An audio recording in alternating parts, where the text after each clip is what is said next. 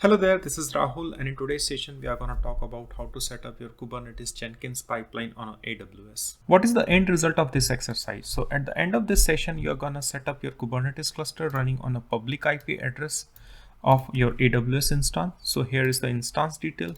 So this is my EC2 machine with the public IP address, and on the same public IP address I have installed Jenkins. So this is going to be my Jenkins server. Secondly, we are going to set up Kubernetes cluster on AWS. This is my cluster name, and once you click on cluster, then these are the nodes which we are going to set up. Third, we are going to set up pipeline, and we will start by cloning our code from a GitHub repo. Then we are going to build and compile our code inside our Jenkins server. Then we are going to build and tag our Docker image. And finally, we are going to push our Docker image to Docker Hub, and then we are going to do the final deployment on our Kubernetes cluster that we have already set up using EKS. Before moving further, let's discuss the prerequisite for setting up this pipeline on AWS. So the first prerequisite which I have is you need to have an AWS account. Secondly, you cannot set up Kubernetes cluster and Kubernetes services on AWS free tier account. You need to pay some prices, but if you are doing it for a learning purpose, then it won't cost you much. Moving further, let's see how the complete flow is gonna look like. So in this flow, the first component we are going to talk about is the virtual machine. Since we are working on AWS, that is a cloud, so we need to spin some virtual machine, and that virtual machine we call it as EC2. And in this EC2 machine, we are going to install some operating system. So if you are going to work on AWS, so you need to choose an EC2 instance. Once you choose an EC2 instance, then you need to define like what kind of operating system you want to install in it. So these primary things you need to specify when you're trying to launch an EC2 instance. That means we are going to start a virtual server. Okay, so this is our first component where we are going to start our EC2 instance. Along with this session, I'm going to share this guide. In this guide, I have documented all the steps which I'm going to perform in this session. So if in case you want to check any of your previous step or the next steps, then just jump on to this guide and see the instructions. So we are just going to perform the same instruction into this session. Starting with the step number 1, the first step is we need to set up an AWS EC2 instance. So for that, we need to go to our AWS management console. So here you can see this is my AWS management console. So once you set up your AWS account, then you should see this dashboard. So here, as soon after you log in, you need to click over here and type in EC2. Click on it. And here on this dashboard, you will see a launch instance option. So here on this orange button, you need to click launch instance. Click here. And here the AWS will provide you with the different options or the choices of the operating system which you want to use for setting up your virtual machine. So we are going to choose Ubuntu, but in your case, you can choose any other flavor if you want, like SUSE Linux, Red Hat, or Amazon Linux, or even Windows is also available. But I'm going to choose Ubuntu. And here you need to choose the instance type. So here there are different options like T2 Nano, T2 Micro, T2 Small, and Medium, and then Large. So this is just an power of a CPU or the virtual machine. So since we are going to set up or we are going to install Jenkins on this machine, so that's why we cannot use T2.micro because it is going to need some more power. So that's why I'm going to use T2 medium. Then click on next, configure instance detail. And here in this step, we are going to keep everything as default. We are not going to update anything. So simply click on next, add storage. And here, if you need more storage, then you can add it over here. But since it's by default is 8 gigs, so I think that's self-sufficient enough for installing Jenkins. Okay, then click next, add tags. This step is little optional, but anyway, we can add something over here. So I can see Jenkins EC2. Yeah, that should be enough, I guess. And then click next, configure security group. So here by default, the option they have enabled it SSH 2022 port. So that means you can SSH into your server on this port, that is 22. But we are going to need one more port because we are going to install Jenkins, and that Jenkins port is the Jenkins is going to run on a port 8080. So I'm just going to type the port 8080. And all this instruction you will find it over here. So here we have gone through launch instance, we have gone through like what to choose as an operating system. We have chosen Ubuntu, then we have chosen t2.medium, and then we have chosen like configure instance detail. We kept it default, 8 gigs of memory, then we have added tag, and then we have added this port also, so which you can see over here, that custom TCP port 8080. Then click review and launch. Okay, so it will give you some warning, but you don't need to worry about it. That's okay. It's not an error, it's just a warning. It will say you like you are not eligible for free tier because we are using T2 medium. So that's okay, we know it. And then we just need to click on launch. Okay, so here this is an important thing. Whenever you are going to create an EC2 instance, you need to create a key pair. So this key pair is useful when you want to perform SSH, or you want to log in from your local system into an AWS machine. Okay, so here I'm gonna choose, I have already created some of my key pair. So what I'll do, I'll just create a new pair. Okay, so I'm just gonna type the name my key pair 2. Okay, I'll click on download key pair, and remember this key pair or this private this poem file, you need to save it somewhere because we are going to need it to perform login or to SSH into our server. So I'll click OK, and then we are going to click on launch instance. It will take some time to launch your instance, and you can simply go and click on this view instance button. And here you can see the one which is pending, that's the instance we have started. Okay, this Jenkins ones, I was working previously, that's why it's there and it has been terminated. But anyway, we are looking on this instance, which is right now in a pending state. And here you can see now it's into running mode now. Just to keep things simple, what I'll do, I'll assign some useful name to it, Jenkins, let's say 2. Now we have completed the step number 1, and the next step is we want to connect to that virtual machine which we have just started. Now we have completed the step number 1 where we have launched an EC2 instance. The second step is we need to connect to EC2 instance. But before we connect, if you remember, we have downloaded a key pair file, and the key pair file name is my key pair 2. And we need to use this key pair file to SSH or to log in into our EC2 machine. But before that, we need to change some permission over here. So the permission is, since I'm using Ubuntu as my operating system, so I have this option like I can just go here and change the permission from here. So, but in case if you are not using Ubuntu operating system, then I would recommend you to use the command chmod, and here you can set the permission like 660 and then your key pair file name. Okay, so this is how you're going to change it. But anyway, the permission I'm going to show you over here. So you can't allow other user to execute this, and you should set the permission as none. They cannot read or write. And similarly for group also, you should keep it as none. Okay, so this is the permission which you need to set on this file, and then we are going to use this file to SSH into our EC2 machine. Now we have set the permission. Let's go back to our AWS dashboard, and here you can see we have set up Jenkins 2 as our EC2 instance. So click on this instance ID, and just remember, like, the instance state should be running. So click on this instance ID, and here you will find an option to connect. So simply go and click on connect.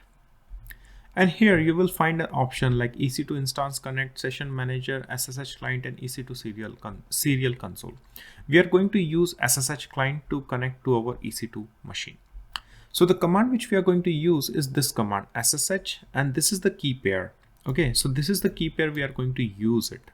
And you simply need to copy this command. You don't need to modify anything. So you just copy this command by clicking on this option. Go back to your terminal, and remember, you should be onto that directory where your key pair file is there. So here I'm into this directory, as you can see, and here I can locate my file, that is my key pair 2.pam. So this is my key pair file. So now I have copied the SSH command. I'll just simply paste it over here. So here it is going to use the same key pair file which we have downloaded, and simply hit enter. And here you can see this is the Ubuntu virtual machine which I am able to log in using my key pair file. I'll clear the screen. Okay, so now if you check our steps, so we are done with the step number 1. We have set up our EC2 machine. We are able to connect our EC2 machine. And the third step is we need to install the JDK. So I'm just going to click on here. And here, first of all, what we're going to do, we are going to update the package manager. Since we have just started our Ubuntu machine, so we should update our package manager. So I'm just going to copy this command and go back to my terminal, which is over here. I'm going to paste it over here and hit enter. So it might take some time, but it should be quick enough to finish it up. Okay, now it's done. Go back to guide and see what we need to do. We need to install Java. So first of all, check whether Java has been installed or not. So I'm just going to copy this command and check if there is any installation of a Java which has been done previously or not. So I'll clear the screen. I'll paste the command. And here you can see Java not found. So that means Java has not been installed. So go back to this guide, and if you haven't installed Java before, so simply copy this command that is going to install Java. And we are going to use the OpenJDK 11 version. So go back to terminal and paste it over here. So it is going to install JDK. Simply type yes and hit enter.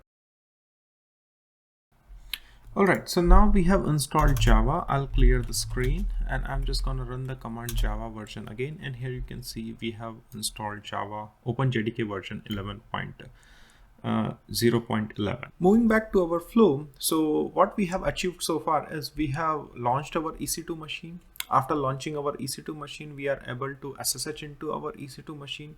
And after that, we have installed JDK or the Java onto our EC2 machine.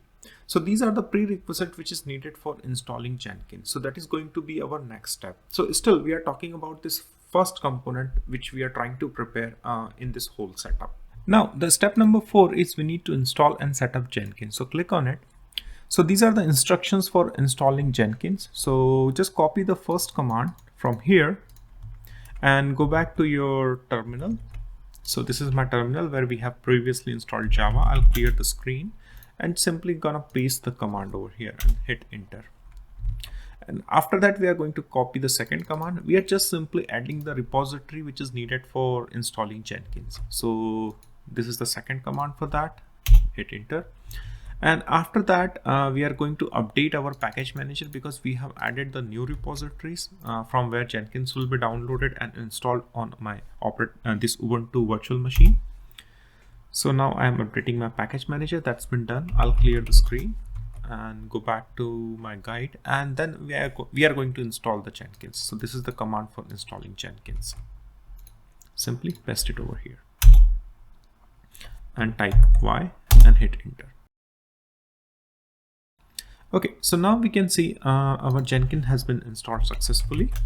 And you can check the status of a Jenkins by running the command sudo service Jenkins status. So copy the command, go back to your terminal and paste the command over here.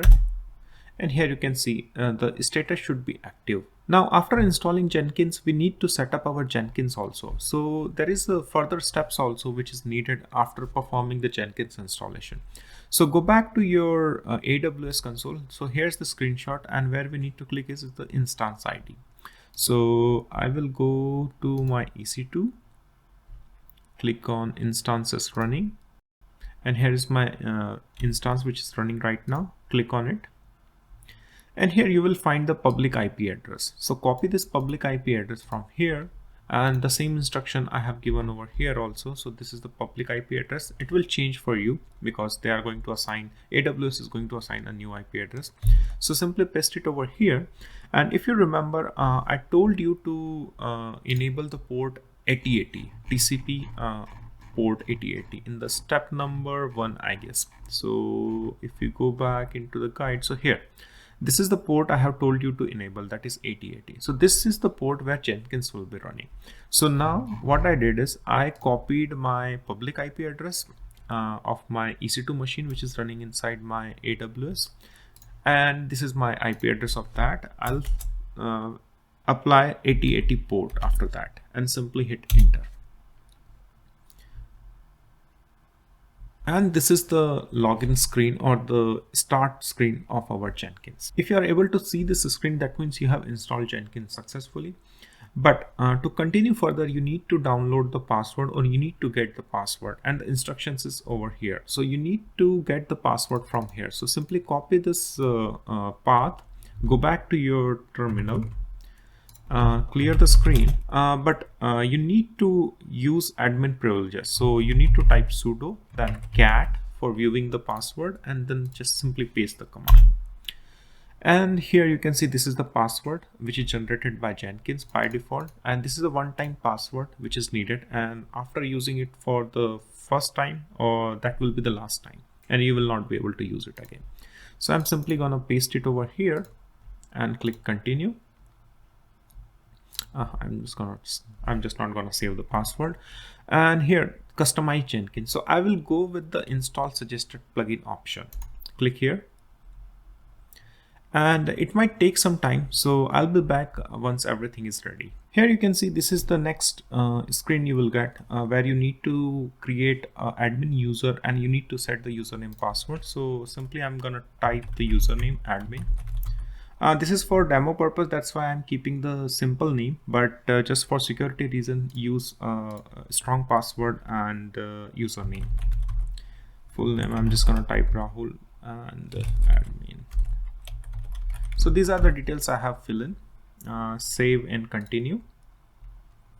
It will ask like, would you want to run the Jenkins on this URL? So simply say yes, save and finish. And start using Jenkins. Simply click over here. And here you can see, this is the dashboard of our Jenkins. So which means we have installed our Jenkins successfully, and we are able to set up our first admin user on Jenkins. It sounds like we have done quite a lot, but to summarize it, we only set up our EC2 machine on AWS, and after setting up the EC2 machine, we have installed Jenkins. So the next thing is we need to add some administrator privileges to the Jenkins user. So now I'm talking about some Jenkins user. Okay, we have set up an admin user for Jenkins that we are going to use to log in inside our Jenkins and to view the dashboard and perform some operation. But there is one more user, that is Jenkins. And once we run the pipeline, so we are going to run the pipeline with the help of Jenkins user. So we need to add some administrator privileges to the Jenkins user so that we can run our pipeline, because in the pipeline we will be using Docker, we will be using Gradle, and then we are going to deploy all the artifact inside our Kubernetes cluster. Okay, so the next step is we need to add some administrator privileges to our Jenkins user. Moving to the next step, which is step number 5, we need to add some administrator privileges to the Jenkins user. So click on this link first of all, and the file which we are going to add is, or edit, is etc sudo. So this is the file we need to update, and in that file we are going to add this line. So this line is going to tell, like, for the Jenkins user, don't ask the password, because Jenkins will have administrator privileges and we don't wanna type in those password again and again. So that's why we are assigning this attribute no password. Okay, so simply copy this command from here, go to your terminal, and paste it over here, hit enter, and you need to go into the edit mode and go at the bottom of the file. Sorry for this beep, it's just coming from my laptop. So here you need to paste that configuration. So just copy from here, go to your terminal and paste it over here. Press escape and then QA, sorry, it should be WQ and semicolon. Okay, so now we have updated our sudo file, and now Jenkins will have the administrator privileges. Moving further, the whatever command we are going to run from now onwards, so we are going to run as a Jenkins user. But before that, we want to change the Jenkins user and run it as a root user. So that's why we are going to run this sudo su and with the Jenkins. So I'm just going to copy this command from here, go to my terminal and paste it over here. So here you will see we are going to change the user, and now you can see our Jenkins user has been changed. Moving to the step number 6, we need to install Docker. So just click on it, and here these are the instructions for installing the Docker. And just to give you a little brief, we are going to create a Docker image also inside our pipeline. So we are just simply going to check out our code, and after checking out our code, we are going to prepare a Docker image. So that's why we need a Docker that needs to be installed inside our Jenkins server. Not inside the Jenkins server, but it needs to be installed parallelly to Jenkins. We have installed Jenkins and now we are going to install Docker. So copy this command from here, go to your terminal and paste it over here. And remember, we are going to run every command with the Jenkins user, not as a Ubuntu user. Okay, because we have switched the user to the Jenkins, and Jenkins has the Jenkins having all the root privileges. Okay, so now I'm gonna install Docker. Simply type yes. Okay, so now our Docker has been installed. Let's go back to our guide. And we need to verify the Docker version. So the command we are going to use is this docker -- version. So I'm gonna simply copy it. I'll clear the screen. And here you can see, this is the latest Docker version we have installed it. Moving further, the next step which we need to do is we need to add our Jenkins user to the Docker group. Because we are going to run the Docker command, so that's why our Jenkins user should have the access to the Docker group. So that's why we are going to add our Jenkins user to the Docker group. So I'm simply going to copy this command, go back to my terminal and paste it over here. And now we have added our Jenkins user to the Docker group. One thing which I would like to point out over here is since we have added Jenkins user to the Docker group, so we should be able to use the Docker command. So first of all, just check, are you able to run the Docker image ls command or not? So here you can see you got the issue like got permission denied while trying to connect to Docker daemon. So the simple solution to this error is you need to restart your EC2 instance. And for that, go back to your AWS dashboard. Go to your EC2 instance, click on the instances running, select the instance and go to instance state and reboot. Click reboot. So it is just simply going to restart and apply those changes which we have did, like adding Jenkins to the Docker group and all. And here you can see we have restarted our EC2 instance. So our connection from the terminal has been closed. So what we need to do is we need to relog in it. So for that, what you need to do is you just simply refresh it. First of all, click on this instance ID and then go to connect over here and simply copy this command again and go back to your terminal and paste it over here again. I think it's still restarting. So I'm just gonna retry one more time. And here you can see we are able to log in. So I'll clear the screen, and remember we always need to perform any action inside our EC2 instance using Jenkins. So the command which we are going to run is sudo su Jenkins. So always remember we need to do everything with the Jenkins user, not as a Ubuntu or the root user. Okay, I'll clear the screen over here. Now we have rebooted our EC2 instance, so let's run the Docker command again and see if that error is coming back or not. So ideally it should not come back. So I'm going to run the command docker image ls. And here you can see, since we have not created any Docker image, that's why the list is completely empty, but at least I'm not getting any error message like the Docker daemon cannot be accessed. So our Jenkins user is able to access the Docker after installing the Docker along with the Jenkins. Alright, let's talk about our flow once again and see where we are. So we have started with our first component, and in the first component we have talked about EC2 machine. So we have set up our EC2 machine that is up and running. Now we have installed Jenkins on it. We have configured the admin user, we have configured the Jenkins user, and then we have installed the Docker also. And after installing the Docker, we are able to add the Jenkins user to the Docker group also, so that Jenkins user can run the Docker command. So that is all about our first component. Now what is next? There are few more components that we need to install on this machine, that is EC2 machine. And the two components which I'm talking about is AWS CLI and eksctl CLI. Okay, so why we need the AWS CLI?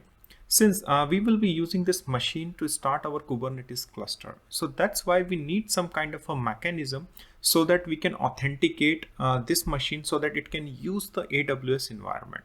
So that's why we need AWS CLI. So what's gonna happen is we are gonna first of all install AWS CLI. Then we are going to configure the security key of AWS CLI so that this machine can execute the command on AWS environment. And after we have configured the AWS CLI, then we are going to use the eksctl. So eksctl is a CLI for managing our Kubernetes cluster.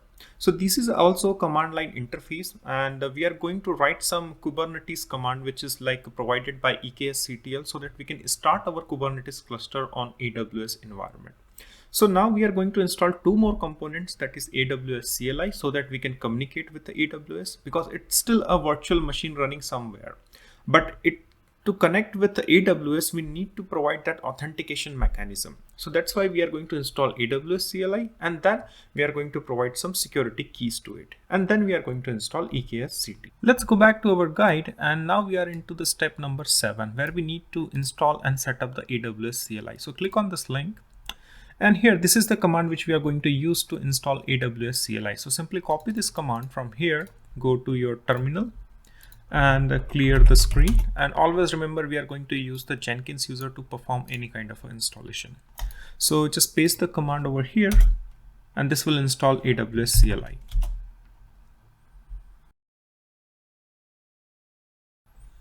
All right, so now we have installed AWS CLI.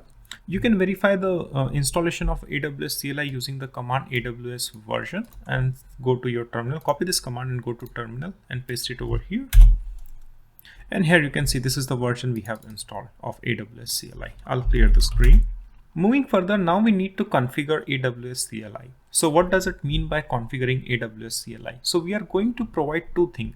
One is access ID key and the secret access key, so that this machine can communicate with our AWS environment using this access key and secret access key. And these are really private and associated with your account. And also we need to provide the region. So in which region your AWS clusters are. Okay, so these are the three components which we need to provide. Copy the command AWS configure from here, go to your terminal and simply paste it over here. And once you hit enter, it is going to ask the access key ID. So what you need to do is go to your AWS console and go to your username, go to security credentials. And if you have already, then it's really okay. If you don't have, then this is the way you can create the security key and access key. And then go to access keys. And here you can see I already have a couple of those. So what I'm going to do, I'm just going to first delete one and I'm just going to create one. So it will ask, do you want, first of all, we need to deactivate. And then I'm just going to copy it so that it will ask, because do you really want to delete it? So I'll just say delete. Okay, so now I have deleted. So I'm just going to create a new access key. And remember, this access key and secret access key is visible only once. So once you close this, then you will not be able to retrieve it. So you need to recreate it. Okay, so I'll just copy from here and I'll keep it somewhere on my notepad. And simply I'm just gonna copy this one also and paste it over here. Okay, so now we are done with access key ID and secret access key. I'm just gonna close this. And also we need to check the region, so that you can check it from here by clicking on global. And here we are using EU Central Frankfurt. So here you can see this is the region which we need to use, but that depends in which part of the world you are, so you need to choose based on that. So I'm just gonna note this thing also over here. Let's go back to our terminal, and then we are going to supply our access key. So just copy from here, paste it over here, and then it is going to ask secret access key, so which we have already copied. So copy it from here and paste it over here, and then the region, so that is EU Central 1, which currently I am in. So I'm just going to paste it over here, and then it is going to ask the default output format, so you can just keep it blank and simply hit enter. And this is how we configure our AWS CLI. Moving back to the guide, now we have completed the step number 7. The next step which we are going to perform is step number 8, and where we are going to install Kubectl. So Kubectl is a command line interface for running the Kubernetes command so that you can see what kind of a deployment, what kind of a services which you have exposed inside your Kubernetes cluster. So that's why you need this utility. So click on this link, and these are the commands for installing kubectl. And remember, we are installing everything on our EC2 machine where we have installed Jenkins. Okay, so we haven't started any Kubernetes cluster yet. We are still preparing everything so that we can start our Kubernetes cluster in the later stages. So just copy this command and install the kubectl. Go back to your terminal and paste it over here. Hit enter. Okay, that's done. And then copy this command also. It's just a simple command which you can find on the Google documentation also, because Kubernetes is from Google. So the next thing is I just want to move this file to my current user. So I'm just going to copy this and paste it over here. Hit enter. Okay, that's been done. I'll clear the screen, and you can verify the installation of a kubectl by running command kubectl get nodes. So as you can see, we haven't set up our Kubernetes cluster. That's why it doesn't show anything. But that's okay. We are going to do it later. Moving back to the guide, the next step is step number 9. And in that step, we are going to install eksctl. So this is the eksctl is a command line interface for interacting with the AWS Kubernetes services. So that's why we need it. And since we have already installed AWS CLI, so we have already authenticated, or we have provided those authentication keys so that we can communicate with the AWS. And we are going to perform everything on our EC2 instance. So just click on this link and just copy this command. This is the first command which you need to use for installing eksctl. And you can find it from the official guide also. In case if this installation command doesn't work, then just go to eksctl official website, and where you will find all these instructions there also. So paste it over here, hit enter. That's been done. And then run the second command where we are going to move the eksctl to the current working directory of a user. So paste it over here. That's been done. And then simply verify whether we have installed eksctl properly or not. So simply you are going to run this eksctl version command. And here we can see this is the current version which we are running for eksctl. I hope you are copying with me. There are lots of steps which we have already did, and there are still some steps which we need to perform to set up our complete pipeline. So till now, we have finished our first component in our workflow, and now our first component is ready. Our EC2 machine, that is our virtual server, is ready, and we have all the required component installed and up and running. So let's reiterate all the components. So we have installed Jenkins, we have installed kubectl, we have installed Docker, we have installed eksctl. So these all are the tools which we need to set up or to run our Kubernetes cluster on AWS. Okay, so the next thing is we are gonna use eksctl. So I have told you eksctl is from Weave Network, and that's again an open source. So we use this command line interface or command line framework to interact with our Kubernetes services or the Kubernetes cluster running in AWS environment. So we are going to write some commands using eksctl so that we can start our Kubernetes cluster. So we are not going to use the UI of our AWS. So we are just simply going to write a eksctl command where we are going to define our master and the worker nodes. And then we are going to start our Kubernetes cluster. So that is going to be our next step, and that is going to be our second component, that is Kubernetes cluster. Coming back to our guide, till now we have completed our 9th step, and the next step is we are going to create our Kubernetes cluster inside our AWS environment. So that is our step number 10. So in this step, we are going to run this command. So this command is going to start a Kubernetes cluster. So if you go back to our AWS, so click on AWS dashboard, so you will see that there is no Kubernetes cluster which is up and running. So here you can click on Elastic Kubernetes Services and click on clusters over here. And here you can see there is no cluster. Although we can create a cluster from here, but since we are talking about CI/CD, continuous integration and continuous deployment, so we don't want to do any kind of a manual work. So that's why we are going to use the eksctl to automate this kind of a stuff.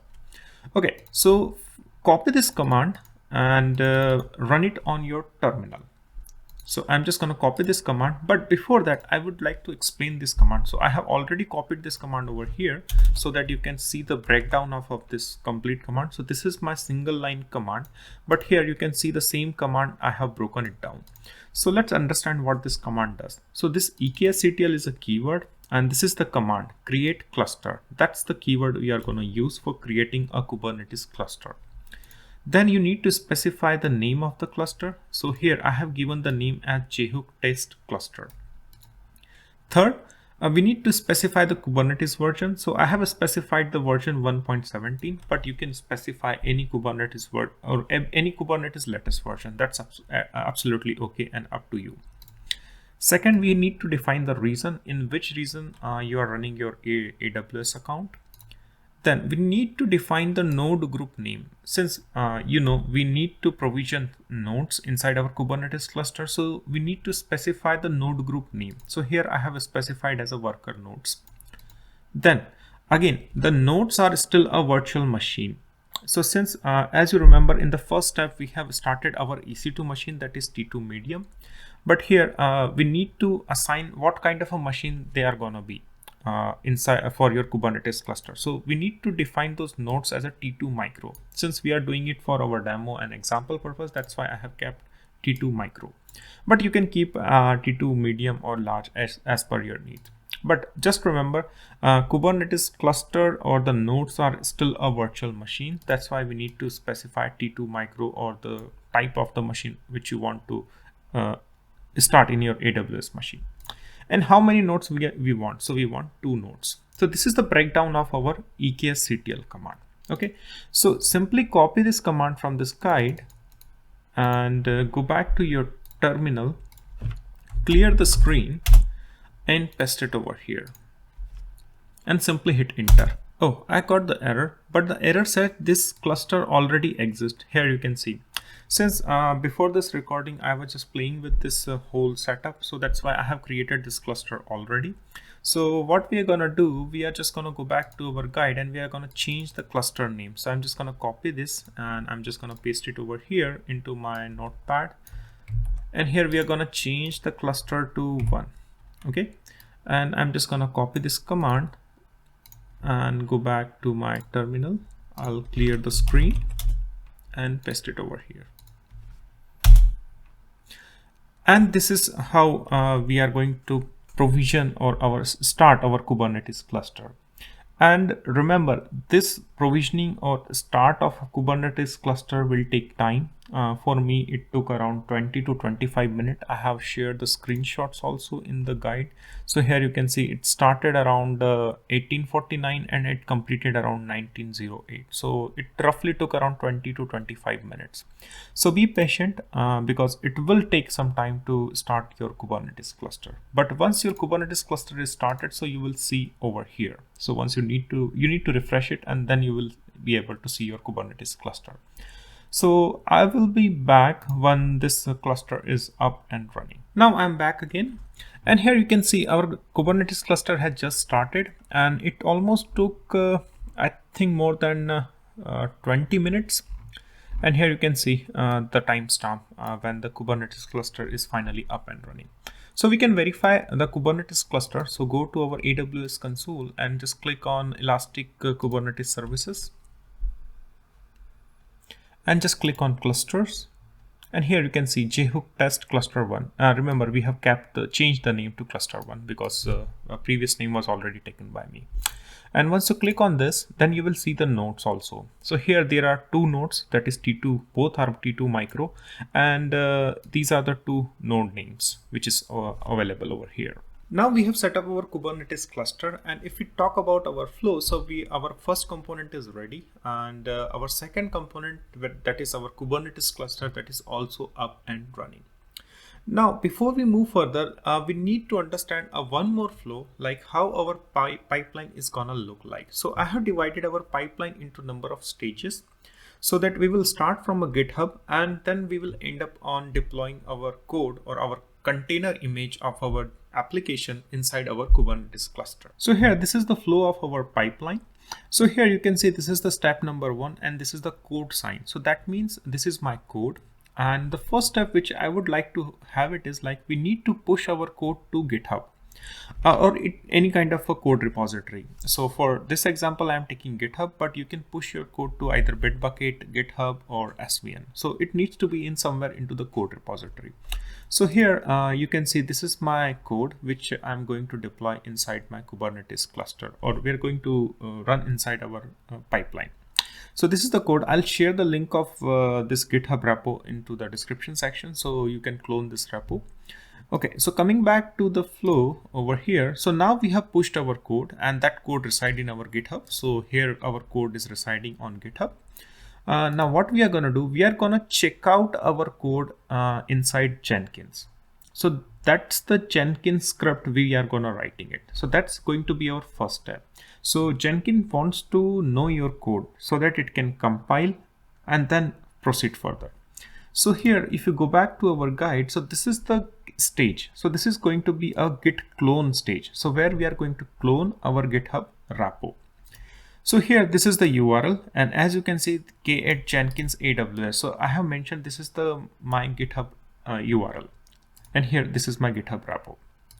So this is going to be our first Jenkins script where we are going to clone our GitHub repo of our application. And it also need GitHub credentials. Since it's public repo, so you don't need to provide your credential. It will work without credential. But just in case, if it is a private repo, then you need to add this GitHub credential. I'll show you how to add this credential once we start writing our pipeline. So this is the variable which we need to create, and we need to store our password. But I'll explain it later. So this is going to be our first step. Second step, we need to build and compile our project. Since this application is a Java application, so that's why I have used the build tool as Gradle. But in case if you have a different application, then this build tool will differ. So if you have a Node.js, then you will not be able to use Gradle, so you will use something else. Similarly, if you have any other Angular or any other application, other different framework, then you are going to use some different build tool. But remember, this build step is simple. It just tells you like you need to compile your project. So the compilation will differ in each kind of a framework, whether it's a C++, .NET application, or Angular or Node.js application. So that depends. But concepts are pretty much going to be the same. Okay, so I can show you that one also. So this is going to be our second stage, that is build. So I'm just going to run my compilation command. So this command will going to differ for each framework, as I already told you. So just use that suitable compilation command over here. Since I'm using Gradle, that's why I have used Gradle build command. So now we have compiled our project, and since we are working on a Kubernetes, so we need to have a Docker image. So what we need to do is after compilation, we need to build our Docker image. And remember, we are doing everything inside Jenkins. So Jenkins is doing itself. Once we trigger the Jenkins build, it is going to check out the code, it is going to compile the code, and then it is going to build a Docker image. So let's see how we are going to build a Docker image. So this is going to be our Docker build stage. So here what we are going to do, here I'm just checking the version, what kind of a Docker we have. Then we are going to build the Docker image and tag it. So this is the build, and this /t is for tag. And I'm going to tag it with the jhook docker demo. That's the name of my image. And here I'm running the Docker image list command so that I can see our image has been created. So we will see all this output on our console of our Jenkins pipeline. Okay, so after we tag, build and tag the image, we need to tag it once more as per the name of our Docker Hub repo or Docker Hub repository. So you need to have one more Docker Hub account. There is, I think, AWS container registry also, but just to keep the thing simple, you need to have a Docker Hub repository also, so that you can push your Docker Hub images. So here, if you go back to the flow, what we have done, we have compiled our code. We are going to build our Docker image, and once we build our Docker image, then again we are going to push this image to the Docker Hub. So here we are going to push our Docker image. So this is the repo name. Here you can see Rahul Wagh, Jhook Docker demo. So this repository we are going to use for pushing our Docker image. So here, first of all, we are going to build and tag the image, and the tag name should be the same as my repo name in my Docker Hub, which is this one.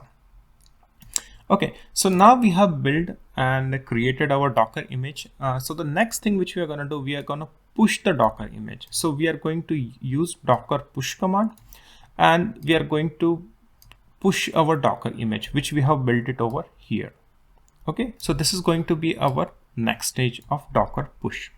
So if you come back to the flow, so here we are into this stage where we are going to push the Docker image.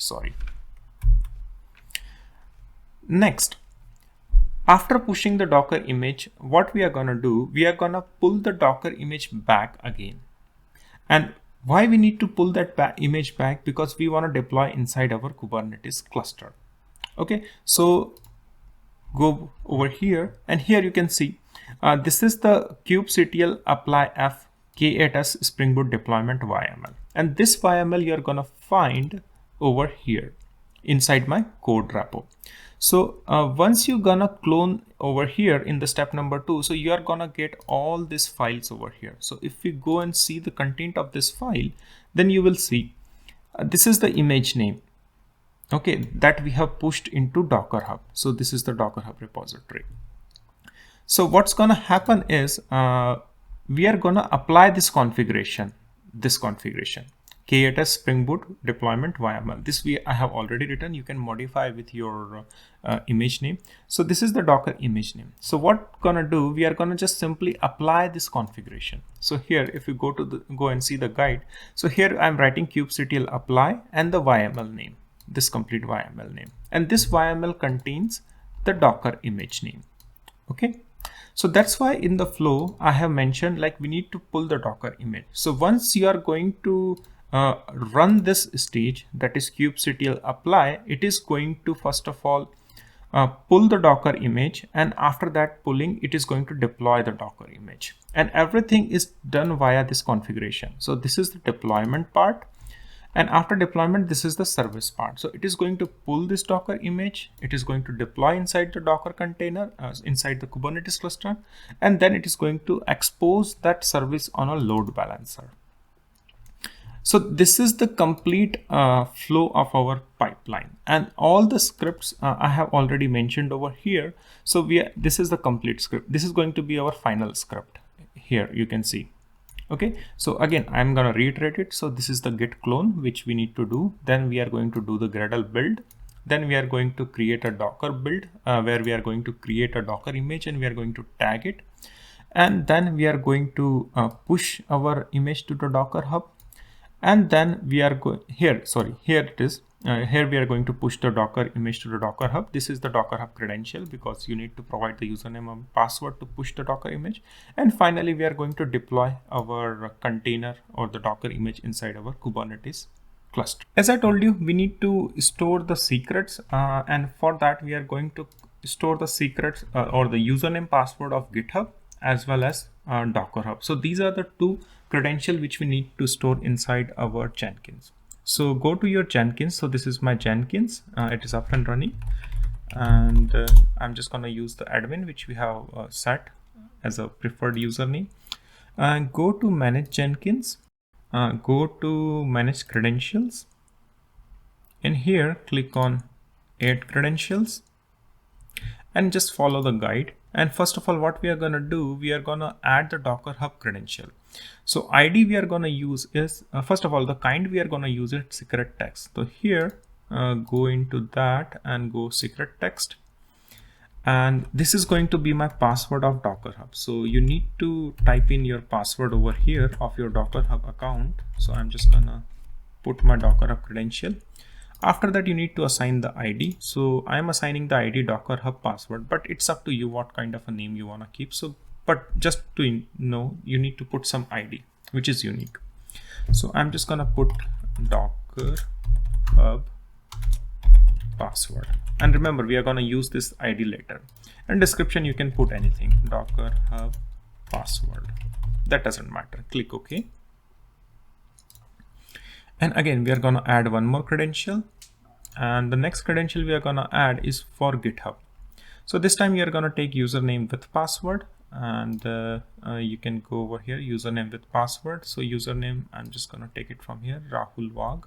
So it's just simply type the Rahul Wag and the password of your GitHub account. And the ID, again, the ID should be unique and you should remember it because we are going to use in pipeline. So this is GitHub credential. And if you remember, this is the same keyword we are going to use. So just keep the same thing all over the place. Okay, so GitHub credential, you can put description of your choice. It doesn't matter what you're going to put, but put some meaningful name over here. Click OK. Okay, so now we have a Docker Hub password as well as GitHub username password there.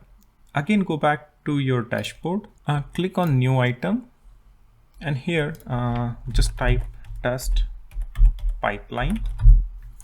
Click on this pipeline option, click OK. And then go down further.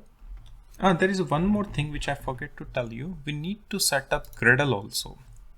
So go to manage Jenkins and go to, I think it's the global tool configuration. And here we are going to choose Gradle because since it's a Spring Boot application, that's why we are going to choose Gradle.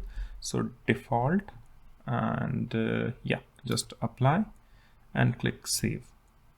Okay, so that was the thing which I missed to tell you. Again, go back to dashboard. And I have already created the test pipeline, so it's over here. So again, if you forget that step, then simply type any pipeline name and select this option. So it will create a pipeline for you.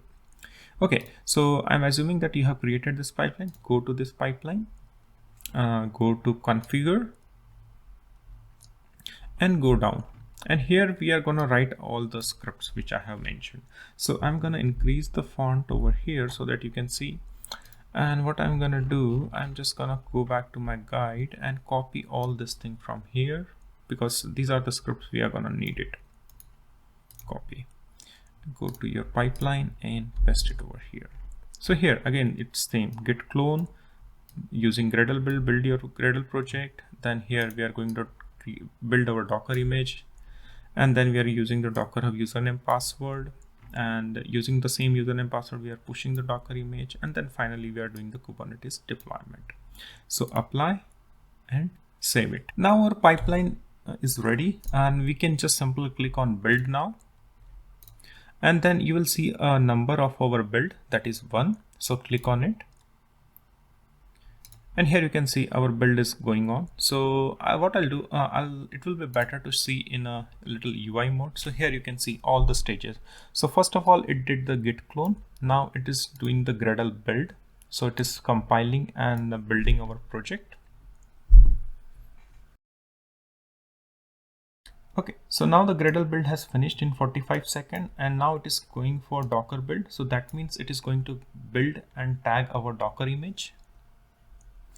And since now our Docker build image is done, so it is going to push our Docker image to the Docker Hub. And finally, it is going to perform the Kubernetes deployment. Okay, and here you can see our pipeline has went green. There is no deployment failure. And here the same thing you can verify from here also, and go to console. And just one more time I can show you. So this is our first build number which we got, because this is going to be our first build. And just click on it, go to console output, and I can show you all the outputs over here also. So here we have done the git cloning. After that, we have built our or compiled our code, and then after compilation, what we did is we just build and push our Docker image. So this is the build of our Docker image. Then here we are going to push our Docker image somewhere here. It should be here. So we are going to push our Docker image, and then we are going to finally do the deployment, and our final status should be success. Okay, so now our pipeline has finished. We are able to check out our code. We are able to build, compile, and deploy on our Kubernetes cluster. Now we have successfully built and deployed our first pipeline. So we need to verify our deployment inside our Kubernetes cluster. So we can verify our Kubernetes deployment using the command kubectl get deploy. And remember, we have installed the kubectl on our EC2 machine. So go back to the terminal. So here I'm just gonna use my terminal. I'll clear the screen over here. And the command which I'm gonna run is kubectl get deployment.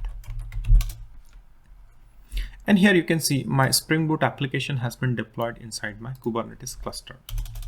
Secondly, I just wanna check the services, whether our Kubernetes deployment has exposed the services or not. So for that, the command is kubectl get service. And here you can see, I'll increase the terminal size over here so that you can see in a single line. Hopefully it should be okay now. So this is my Spring Boot service of my deployment, and that is running on load balancer. And this is my external IP address, which I got. Okay, so I hopefully should be able to access my REST endpoint, and the REST endpoint which I'm talking about is hello world. So here you can see this is my hello world message, which I should get back once I execute my REST endpoint using the public IP address or the external IP. What I'm going to do, I'm just going to copy this external IP from here, go to your browser, paste it over here, and remember our REST endpoint is hello. So here you can see this is my REST endpoint hello. So what you need to do is you just need to put in your hello over here and hit enter. And here you can see this is the message which I got. So hello Jehu K8s, I have updated the message. So this is how you are going to deploy and build your first pipeline on AWS using Kubernetes cluster. And yeah, I have used the Spring Boot application, but you can use any application of your choice. All the concepts and all the steps are gonna be same. Only the step which gonna differ is how you're gonna compile your project. So this is Gradle. So this step is going to be going to be different for you. So just choose an application, create some hello world example, and then try this complete pipeline setup on AWS. I hope you liked the today's session on how to set up our Kubernetes pipeline on an AWS environment. And I know this was a long awaited video, which I was planning to shoot. But then, yeah, I just wanted to keep the things simple. That's why I have divided the steps in which I can keep the things very simple and bare minimum. So if you have any question related to this session, then please put down into the comment section and I'll try to answer those. And for future, I'm planning to prepare something more automation. Like here we are still trying to create an EC2 machine manually by going into AWS. But in future, I'm planning to create some session like where I'll be using Terraform and Ansible and along with our Kubernetes and Jenkins and pipeline. So there will be more automation we will try to do on the similar things which we have done today. But yeah, let's see what ideas I got and what session I prepare in future. And also there is a Helm chart also. We can do the similar things using Helm chart also. So that's also in my mind. So I'm not sure what gonna be the next, but it will be something around Helm chart, Terraform, Ansible, and similar Kubernetes and pipelines. If you enjoyed this video, then please do like this and subscribe to this channel. And I keep on posting similar content on this on my channel on a weekly basis. And you can find me on a web also with the name jehub.com, where I prepared all this kind of a guides, which is really handy when you are trying and when you are working on AWS or a cloud environment and trying to perform the similar things. So those guides are really handy for you. So I'll put the link of those guides into the description section also. So yeah, do share with others and let me know what do you feel about this session. And if you have any feedback, then those are also welcome. So see you into the next session. Till then, bye bye.